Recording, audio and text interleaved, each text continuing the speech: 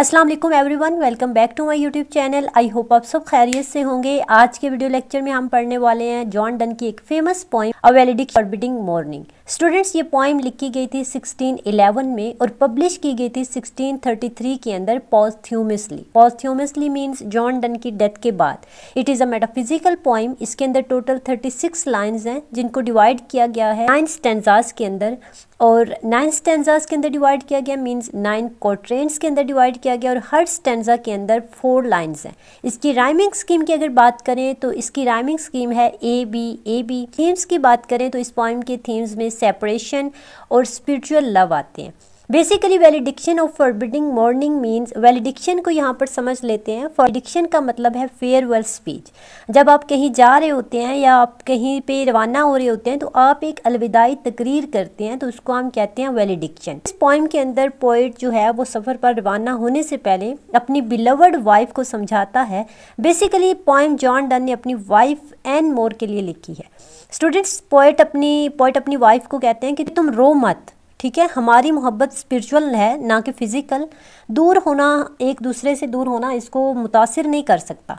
और सच्ची मोहब्बत जो होती है वो फिज़िकली दूर होने से कम नहीं होती, बल्कि ये ज़्यादा होती है, क्योंकि ये हमारी मोहब्बत रूह और दिल के ताल्लुक़ से जुड़ी है। ये कोई जिस्मानी मोहब्बत नहीं है कि मैं तुमसे दूर हो जाऊंगा तो हमारी मोहब्बत जो है वो कम हो जाएगी। Students, John Donne 17th century के एक ऐसे पोइट हैं जिसे मेटाफिजिकल पोइट्री का पायनियर कहा जाता है। 1572 में ये पैदा हुए थे और 1631 में इनकी डेथ हुई थी। He was a revolutionary English poet known as the father of metaphysical poetry. John Donne के मेजर वर्क्स में songs and sonnets, that is collection of his lyric poems, जिसके अंदर जॉन डन की लव लिरिक्स पोइम्स ऐड हैं। उसके अलावा the flea, a valediction forbidding mourning, holy sonnets and the canonization शामिल है। As virtuous men pass mildly away, जैसे नेक लोग, रिलीजियस लोग, पाक लोग जो हैं खामोशी से इस दुनिया से चले जाते हैं। माइल्डली अवे, खामोशी से चले जाते हैं। And whisper to their souls to go, और वो खामोशी से, यानी वर्चुअस मैन जो हैं, रिलीजियस लोग जो हैं, वो अपनी रूहों को खामोशी से कहते हैं कि अब जाने का वक्त आ गया। यानी रिलीजियस मैन जो होते हैं वो खुद रूह से बात करते हैं और अब उसको कहते हैं कि अब इस बॉडी को छोड़कर आगे बढ़ जाओ। खामोशी से विस्पर करते हैं, खामोशी से बात करते हैं अपनी रूह से कि यहाँ से चले जाओ, इस दुनिया को छोड़ दो और दूसरी दुनिया में जाने का वक्त आ गया है। Whilst some of their sad friend do say, whilst means जबकि, के कुछ दोस्त जो हैं वो कहते हैं, वो डिस्कस करते हैं एक दूसरे से, the breath goes now and some says no. यानी उनके कुछ दोस्त जो होते हैं, रिलीजियस मैन के, वर्चुअस मैन के कुछ दोस्त जो होते हैं वो कहते हैं कि आखिरी सांस है, और कुछ कहते हैं कि अभी नहीं। मीन्स आसपास के लोग ये बात एक्सेप्ट नहीं करते कि वो इस दुनिया में हैं या इस दुनिया से चले गए हैं। So let us melt and make no noise, तो आओ हम भी ऐसा ही करते हैं, आहिस्ता से नेक लोगों की तरह अलग हो जाते हैं। Without making any noise and make no noise, बगैर शोर किए। नो टीयर फ्लड्स और नॉर साइट टेम्पल्स मूव, ना आंखों से आंसुओं के सैलाब बहाएं और ना आहों के तूफान लाएं। यानी ये शोर शराबा, रोना धोना डाले बगैर वर्चुअस मैन की तरह खामोशी से एक दूसरे से अलग हो जाए। स्टूडेंट्स, अपनी पोइम्स के अंदर जॉन डन कॉन्स्टेंटली अपनी बिलवर्ड वाइफ को समझा रहे हैं कि मेरा दूर जाना या मेरा तुमसे अलग होना कुछ ऐसा ही है। It were profanation of our joys to tell the laity our love, ये हमारे प्यार की तौहीन होगी। प्रोफेनेशन मीन्स तौहीन होगी, बेहुरमती होगी कि अगर हम आम लोगों को अपनी मोहब्बत के बारे में, अपने इश्क के बारे में बताएंगे। लेडी आवर लव का मतलब है कि आम लोगों को अपनी मोहब्बत के बारे में बताना। हमारा इश्क जो है, हमारा प्यार जो है, ये रूहों का प्यार है, तो हमें इसका दिखावा नहीं करना चाहिए। आम लोगों को अपने इश्क के बारे में नहीं बताना चाहिए। Moving of the earth brings harms and fears, ज़मीन का हिलना यानी अर्थ क्वेक जो है वो नुकसान और खौफ लाते हैं। इसी तरह से इस लाइन में पोइट कहते हैं कि ज़मीन का हिलना यानी अर्थ क्वेक जो है वो लोगों को डराते हैं। Men reckon what it did and meant, और सभी लोग उसे नोटिस करते हैं कि ये जलजला क्यों आया, इस अर्थ क्वेक के क्या असरात होंगे। मीन्स वो उस चीज़ को रिकॉर्ड करते हैं कि इस अर्थ क्वेक का क्या मतलब है। But trepidation of the spheres, लेकिन सियारों की गर्दिश यानी आसमानी गर्दिश, आसमान के ऊपर जो प्लैनेट्स की मूवमेंट है वो भी तो हर टाइम हो रही होती है। दो ग्रेटर फार इज इनोसेंट, वो बहुत ज़्यादा बड़ी होकर भी इनोसेंट होती है, खामोश होती है, मीन्स लोग उसे नोटिस नहीं करते। इसी तरह स्पिरिचुअल इमोशंस भी ताकतवर होते हैं प्लैनेट्स की तरह, प्लैनेट्स की मूवमेंट की तरह, सियारों की गर्दिश की तरह स्पिरिचुअल इमोशंस भी ताकतवर होते हैं। लोग उनको नोटिस नहीं करते, वो बस अपनी गर्दिश में लगे रहते हैं। Dull sublunary lovers love whose soul is sense cannot admit। Boring आम लोगों का जो प्यार होता है ना, यानी डल सबलनरी लोग जो होते हैं उनका जो प्यार होता है ना, वो जिस्मानी मोहब्बत रखते हैं, यानी उनकी सोल का प्यार नहीं होता, वो सेंस का प्यार होता है, जिस्मानी मोहब्बत रखते हैं। whose soul is sense cannot admit, वो दूर जाना बर्दाश्त नहीं कर सकते, क्योंकि आम लोग जो होते हैं वो एक दूसरे के जिस्म से प्यार करते हैं, तो वो जुदाई बर्दाश्त नहीं कर सकते।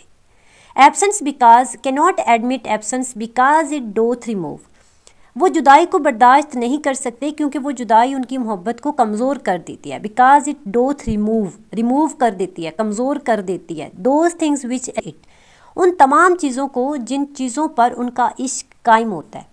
इस स्टैंजा के अंदर पोइट कहते हैं कि जो बोरिंग लोग होते हैं, आम लोग होते हैं, जिनका सेंस का प्यार नहीं होता, जिनका स्पिरिचुअल लव नहीं होता, फिज़िकल लव होता है, वो जुदाई को बर्दाश्त नहीं कर सकते, क्योंकि अगर वो एक दूसरे से जुदा होते हैं तो उनकी मोहब्बत कमज़ोर हो जाती है। यानी वो जिस्मानी चीज़ें जिन पर उनका इश्क कायम होता है, जब उनको वो चीज़ें नहीं मिलती तो उनका इश्क, उनकी मोहब्बत कम हो जाती है। जॉन डन इस स्टैंजा के अंदर लिखते हैं कि आम लोगों की मोहब्बत फिज़िकल होती है, जैसे वो दूर होते हैं उनकी मोहब्बत कम हो जाती है।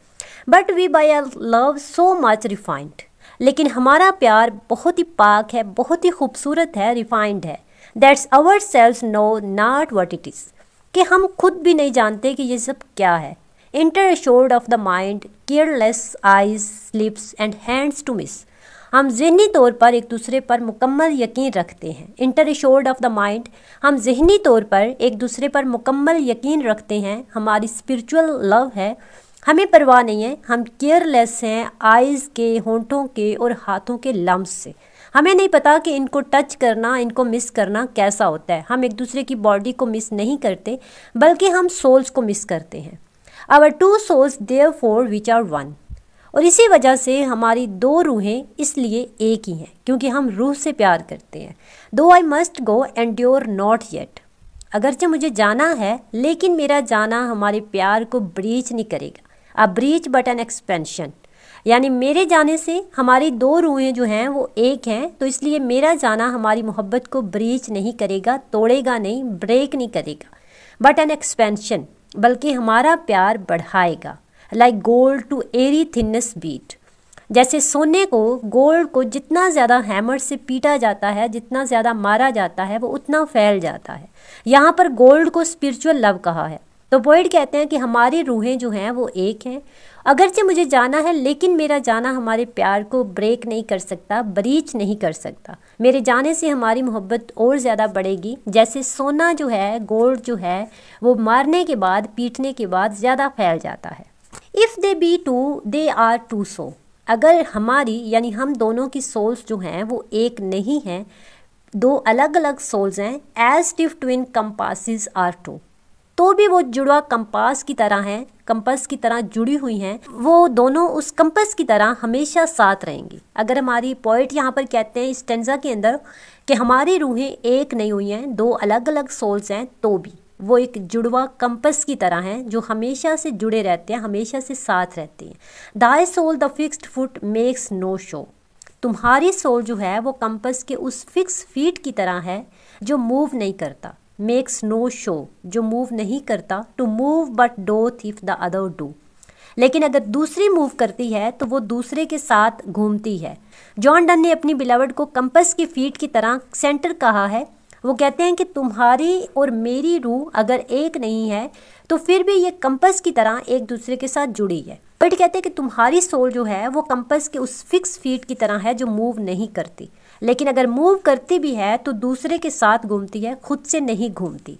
And thou it is in the centre sit, बेशक वो कंपास का एक फीट सेंटर में रुका हुआ है। येट व्हेन द अदर फार डोथ रोम, जबकि दूसरा फीट जो होता है वो दूर होता है। तो पोएट कहते हैं कि it leans and Harkness after it, तो वो सेंटर वाला जो होता है वो उसकी तरफ ही झुक जाता है। And grows erect that as that comes home. तो वो सेंटर वाला उसकी तरफ झुक जाता है, उसका पीछा करता है। लीन का मतलब होता है झुक जाना, हेरकन्स मीन्स उसका पीछा करता है, and grows erect as that comes home. और जब दूसरा फिट वापस उसके पास आ जाता है तो वो फिर से दोबारा सीधा हो जाता है।